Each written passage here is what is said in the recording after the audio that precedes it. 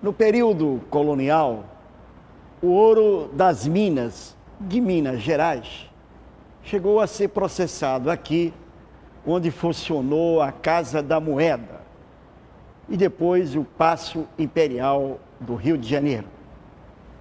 Gente, o ouro sempre exerceu um grande fascínio sobre a humanidade.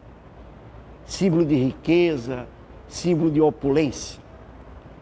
A descoberta de Minas no passado muitas vezes provocava corrida de forasteiros, embates, guerras, lutas até sangrentas. Os 300 anos da Guerra dos Emboabas é o tema de hoje de lá para cá.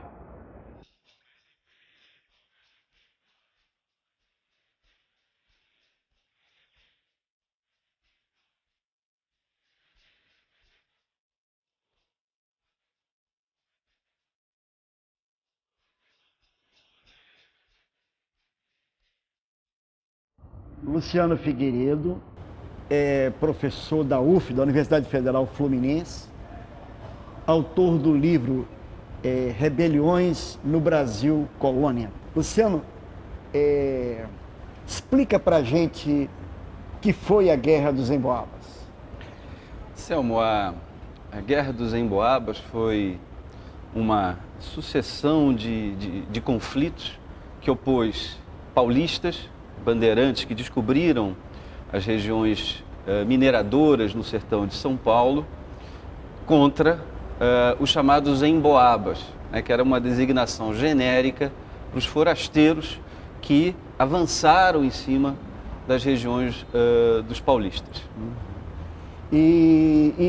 Essa região hoje é Minas Gerais, né? Hoje, sem dúvida, é o estado de Minas Gerais. Na ocasião, era o sertão da capitania de São Paulo, sertão da capitania do Rio de Janeiro, era uma área indefinida. As minas chamavam Gerais porque elas aconteciam de uma maneira espalhada, porque a gente está falando dos anos 1708, 1709, que foram os anos de conflagração dessa colonização mal resolvida entre os descobridores, que opôs os descobridores e os invasores, entre aspas.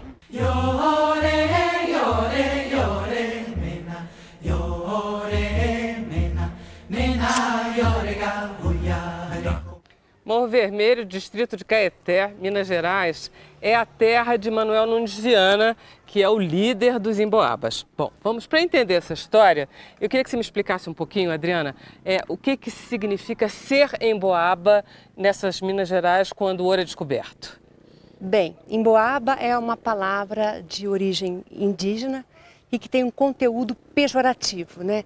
Designa aquele que não é paulista, todo aquele que é forasteiro e que chegou às minas depois dos primeiros descobridores, que eram os paulistas. Bom, os paulistas estavam aqui instaladíssimos e com a descoberta do ouro, as Minas Gerais foram invadidas por levas e levas de pessoas? Sim, nós tivemos no espaço de 10 anos uma população de 50 mil pessoas originárias de todos os lugares da Europa e mesmo da América Portuguesa. Então, em termos populacionais, foi o maior rush que a América Portuguesa conheceu ao longo de sua história. Quer dizer, isso em 10 anos? Em 10 anos, 50 mil pessoas em pleno sertão, numa região afastada dos centros litorâneos.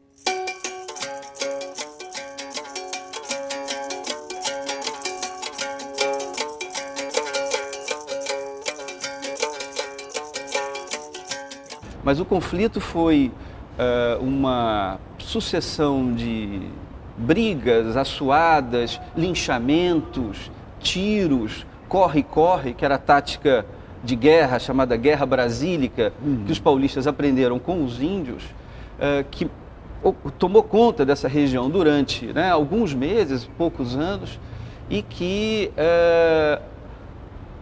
essa guerra, esses conflitos, eram um esforço dos paulistas tentarem dominar, controlar politicamente e economicamente a região, porque eles perdem a parada para os invasores. Então, no fundo, a guerra não é só uma guerra em busca de ouro, de riqueza, era uma guerra de ressentimento da parte dos paulistas em relação a esse turbilhão de forasteiros, e aí eram portugueses, eram baienses sobretudo, eram pernambucanos, eram fluminenses, que chegaram numa área em que os paulistas pretendiam dominar.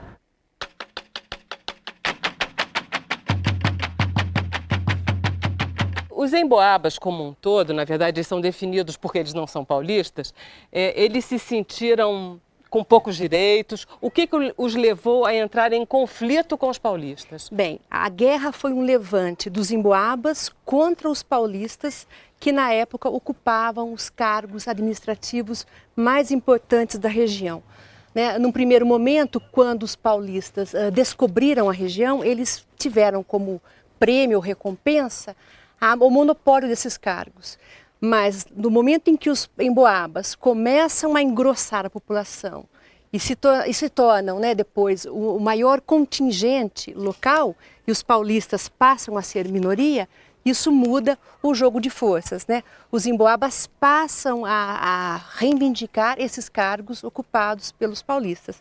Daí o levante, que é um levante dos emboabas contra os paulistas.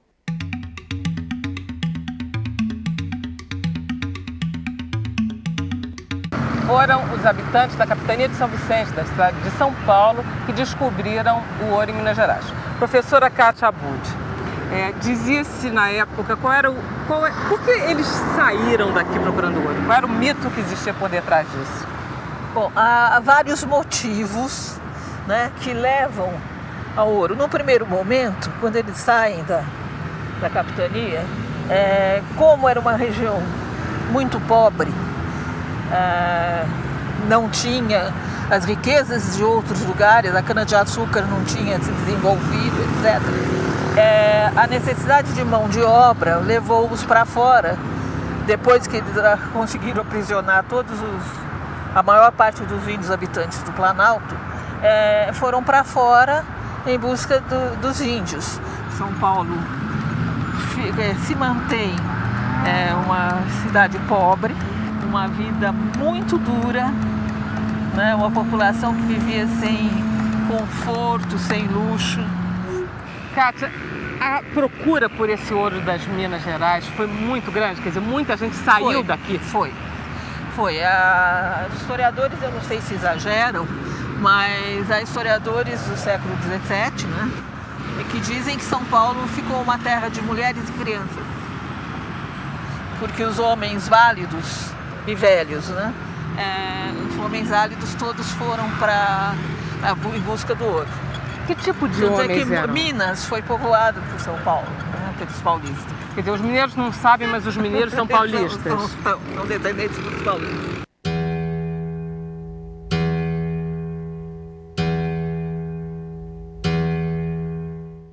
Ô Márcia, como é que eram esses paulistas daquela época?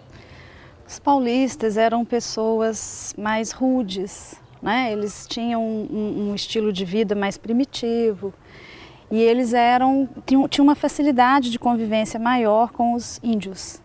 Então eles sabiam lidar com os índios, eles sabiam fazer emboscadas e assim foi mais fácil mandar os paulistas para o sertão, dos cataguases, que era um sertão totalmente inóspito e desconhecido.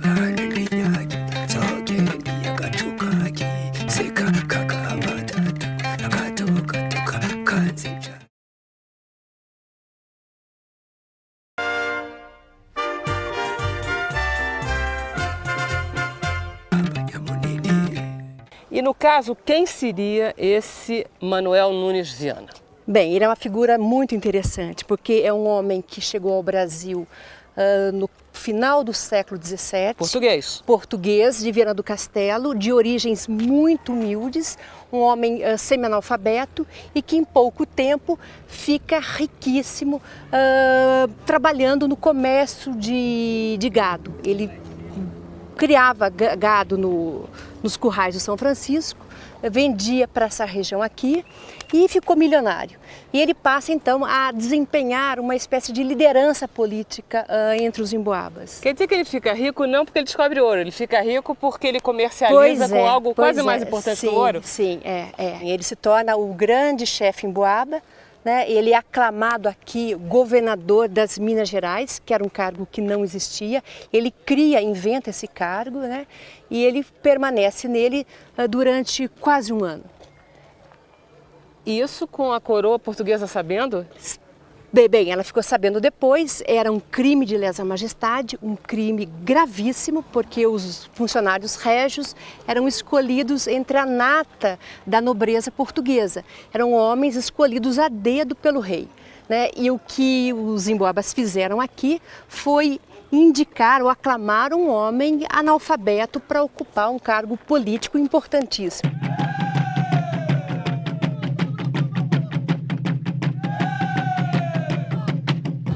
Nesse momento, a gente pode dizer que os emboabas venceram os paulistas nesse levante? Sim, eles venceram não só no campo militar, né, na série de batalhas que aconteceram aqui, mas também na batalha ideológica, que eu acho que essa é a mais importante. Ou seja, para a coroa não interessava que os paulistas continuassem no poder. Os paulistas eram vistos com suspeita, como homens bárbaros que mal conheciam a língua portuguesa e que significavam um risco ao domínio português na América portuguesa.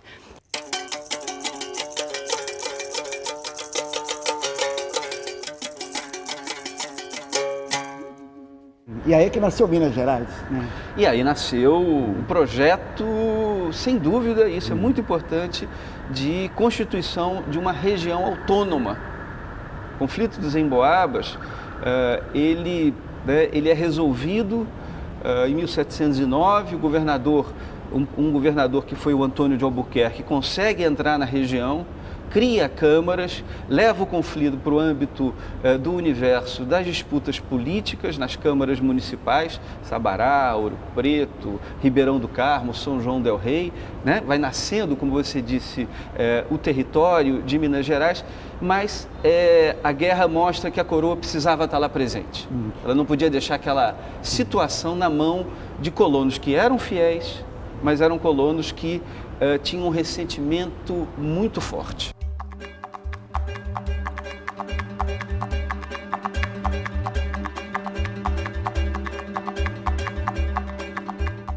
em relação ao conflito, qual a importância de Sabará?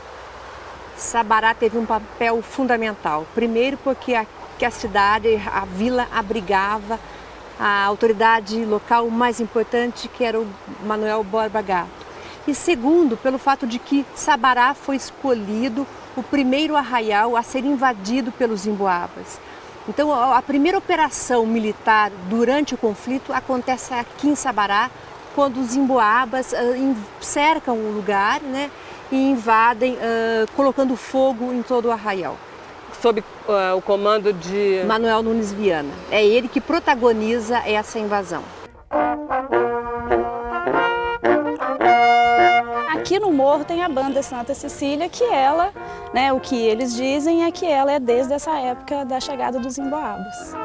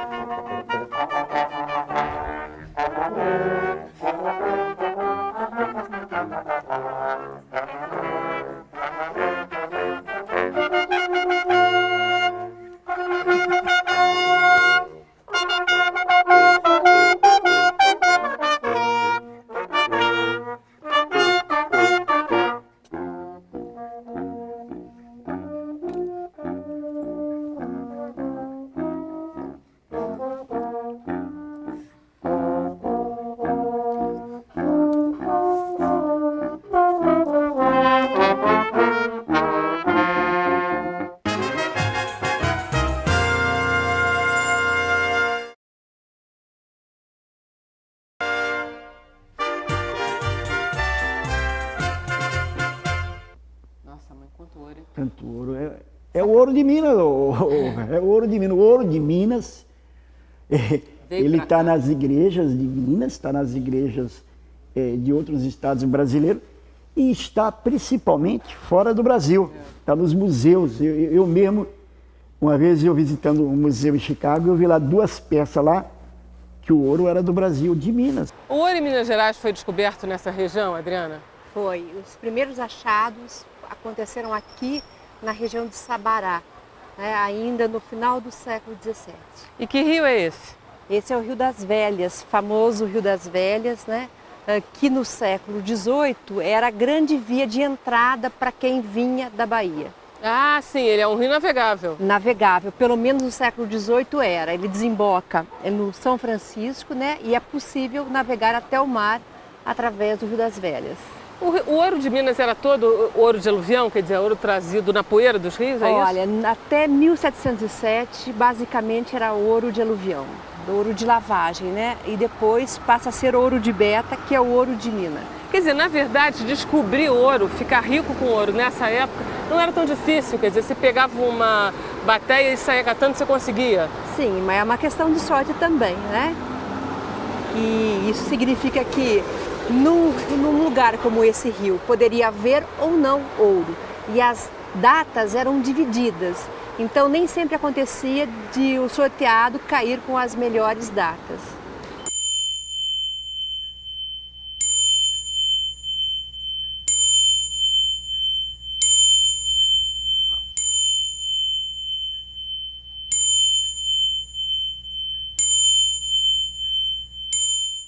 Estou aqui com um grande amigo, um querido amigo, um professor meu e desse país, Carlos Lessa. Tudo bem? Tudo bom, amigo. Tudo certinho aí?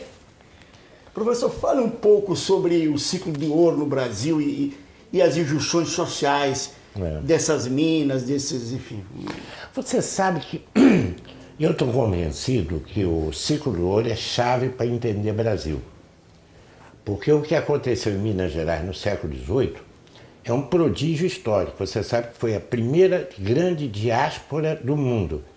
Calcula-se que devam ter ido para lá uns 600 a 800 mil portugueses. Quase todos sem as mulheres. Muito poucos foram com as mulheres, só os de Açores. E foram para lá quase 1 milhão de africanos. E havia os índios da região. E a poeirinha de coloniais que veio de Pernambuco, de São Paulo, mas uma poeirinha. Esse caldeirão formou o Brasil. Minas Gerais, por exemplo, nasceu aí, né? Minas nasceu e eu acho que Minas é o útero do Brasil, no sentido de que a ideia de Brasil sai de Minas. De muitas maneiras, até da maneira mais prosaica possível. O idioma português só se tornou dominante no Brasil por causa do episódio do ouro de Minas, porque antes era em Engatu. Antes era um Guarani codificado pelos jesuítas, que ainda é falado como idioma nacional do Paraguai. Mas era o que se falava em São Paulo, era o que se falava no interior, no Nordeste, era o que se falava na calha do Amazonas, em Engatu. A herança do ouro é uma herança de miséria e fome? Não, o ouro tem 2 dimensões. Uma dimensão que é essa que você falou.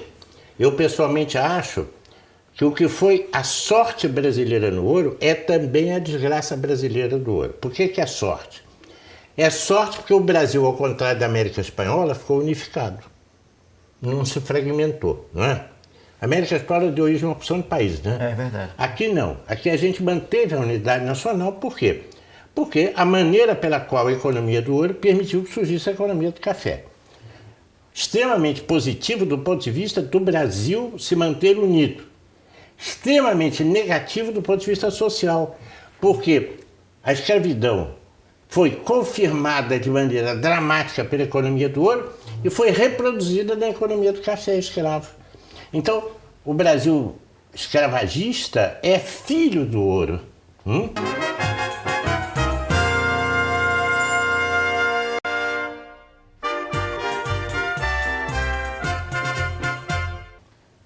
Mas o Brasil, grande país, é filho do ouro também.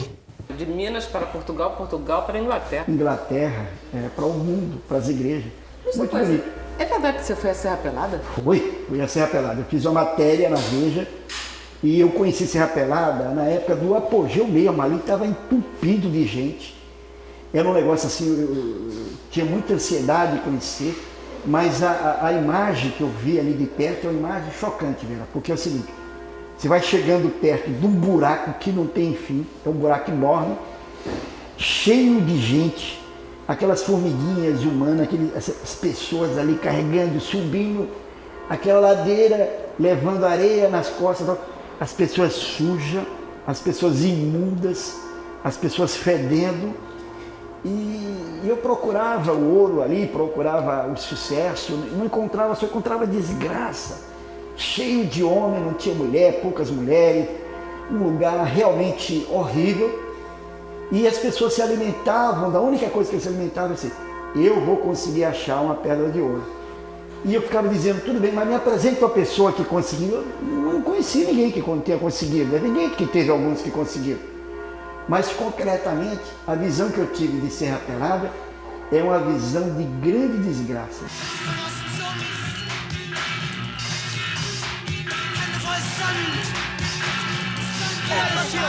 Vamos descendo! O expediente aqui é muito duro, senhores telespectadores. Não é brincadeira, não. Vamos descendo, vamos descendo. Tá pesado, é? Tá pesado, cara. 10 pá. Quantos quilos? 30 quilos. Vai lá, que tem muita... Em 1984, o repórter Ernesto Varela, ou seja, Marcelo Taz, foi até a Serra Pelada ver o que o ouro fazia com as pessoas. Isso aconteceu igualzinho em 1709, com a Guerra dos Emboabas. O que você viu lá? Olha, provavelmente a mesma coisa que aconteceu na época dos Emboabas e continua acontecendo, né? Que é o brasileiro cavando as matérias-primas, né? Indo atrás da matéria-prima e tentando ver nisso uma salvação para sua vida. O que você vai fazer com a sua grana? Eu vou aplicar ela, bem aplicada aí. E depois? Depois gastar e pronto, só curtir. E depois que gastar? Depois que gastar, tudo acabado. Aí ganha mais. Aí tem que vir pro garimpo aqui de novo. Vai ganhar outro? Ganhar outro. Vai aqui de novo. É isso que você tá buscando na sua vida? É, mais ou menos isso, né? Mais ou menos, né? Tá bom, vai fundo então. Você sempre fez um jornalismo bem-humorado. Você conseguiu introduzir o bom humor nas suas reportagens. Mas a situação lá parecia muito trágica. Olha, imagina 40 mil homens, né? No mesmo lugar, era proibido entrar mulheres naquela época. Então você imagina esse ambiente de 40 mil homens loucos para achar ouro, muitos encontrando pepitas gigantes, inclusive, de 50 quilos na época, e ao mesmo tempo, quer dizer, o ambiente que existia, o ambiente saudável de tantos miseráveis, tanta gente querendo ficar rica da noite para o dia e tal, é praticamente um pesadelo, assim, um buraco de gente frustrada ou eufórica, que é quase a mesma coisa também. Qual foi a maior pepita que você já encontrou aqui, Parazinho? A primeira nós tiramos dia 13 de junho, dia do meu aniversário. Quanto que foi? De 46,5 quilos. E a outra? A outra foi dia 16 de junho, foi de 69,5 quilos. Você já tá rico? Não, remediado. Então começaram a encontrar quantidades significativas de ouro, essa notícia se espalhou pela Amazônia, as pessoas começaram a vir de vários estados do Brasil, gaúchos e muita gente do Nordeste também, claro. Mas, e aí os caras foram cavando literalmente um buraco, né? E esse buraco acabou cavando a sepultura de muitos deles, né? E virou um lago, inclusive, esse buraco, porque eles cavaram tão fundo que os lençóis freáticos começaram a chegar e, enfim, e virou uma situação insustentável. Tá indo embora aí? Oh. Não deu certo? Não. E não conseguiu achar nenhuma pedrinha de ouro? Pipita. É? Pra onde você tá indo? Pindaré, Maranhão. Maranhão? É. Boa viagem, hein? Tchau. Tchau. São muitos brasileiros desiludidos deixando Serra Pelada todos os dias, para outro tanto de brasileiros iludidos chegarem no dia seguinte para tirar a sua carteirinha de garimpeiro. Eu acho que essa segunda corrida do ouro tem muito menos expressão do que a primeira, porque a de Minas Gerais foi fundadora do Brasil. Qual é o final da história, se é que tem uma? Bem, o final da história é que, primeiro, os paulistas são afastados das minas, eles vão para outros lugares em busca de outro ouro, vão desbravar Mato Grosso e Goiás. E o resultado mais interessante, eu acho que esse é a médio prazo, é a construção de uma tradição rebelde aqui em Minas, uma tradição que vai despontar depois na Inconfidência Mineira. Luciano, fala um pouco, quer dizer, Emboabas não foi o único conflito naquela época, fala um pouco dessa série de outros conflitos, que, enfim, é o tema do seu livro. Olha, Emboabas integra uma sucessão de motins e de sedições e de levantes que marcaram o período colonial. O período colonial do Brasil, ele tem um grau de conflitualidade muito elevado que vai, em geral, opor elites regionais, elite de Pernambuco, as elites de Minas, as elites do Rio de Janeiro, do Rio Grande do Sul, da Bahia, e Maranhão, Grão-Pará, contra as autoridades que chegavam da metrópole para impor as ordens que procuravam garantir o projeto colonial. E é bem conhecido, né, esse aspecto da história mineira, a sucessão de revoltas e motins, né? Enfim, conhece-se muito a Inconfidência Mineira, mas nós sabemos que existiram outros motins e por vezes até mais radicais. E essa herança política subversiva foi trazida por emboabas e paulistas. Ela nasce com a guerra. E o que ficou em Minas Gerais, no caráter do mineiro, que vem dessa época?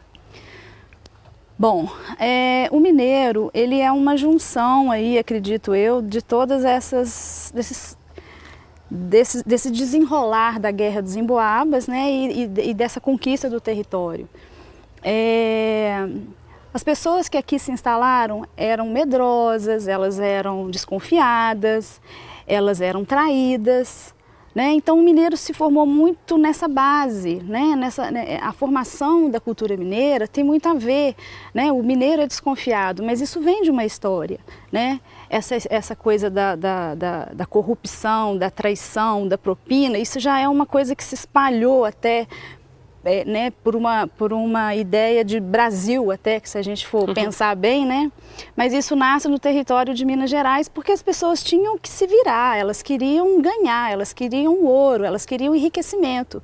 E com isso eles tinham que pagar propina, eles tinham que delatar às vezes algum e pagar pelo silêncio, né? Pagar outros pelo silêncio. Porque era muito ouro, era muita conquista, era muita gente interessada de diversos lugares.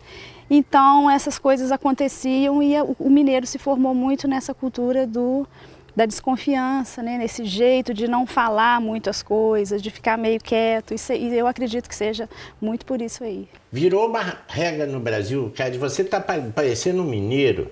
Isso é mineirice, quer dizer, quando esse papo escondido, cheio de ironia, não passa informação, tu conhece aquela piada ótima, né? Fulano com ciclano, né? Diz assim, Zé, de onde você tá vindo? Tô voltando.